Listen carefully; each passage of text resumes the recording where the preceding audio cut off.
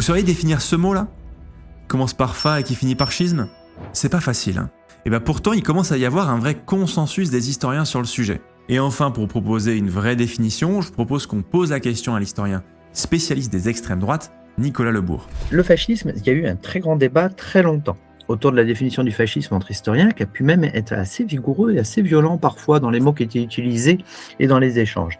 Bon, ça s'est à peu près stabilisé. Je vais vous dire la façon dont moi je le dis, mais en gros, on est à peu près d'accord aujourd'hui. Un fascisme, c'est un parti milice, hein, donc ça c'est évidemment totalement fondamental, un parti milice qui veut faire un homme nouveau par un État totalitaire à l'intérieur et une guerre impérialiste à l'extérieur.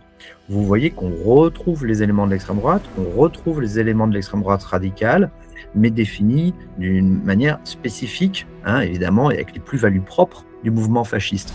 Dans l'Europe des dernières années, Aube dorée en Grèce, mouvement à la fois très violent, mais qui avait des élus, était un mouvement qui cochait toutes les cases, y compris la guerre impérialiste dans leurs désirs.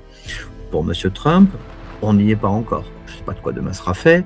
On peut, certains, craindre un processus de fascisation des États-Unis. Pourquoi pas ? C'est une grille d'analyse. Et si jamais tu veux en apprendre plus sur le sujet, sache que la vidéo complète est disponible sur YouTube et aussi en podcast sur toutes les bonnes plateformes.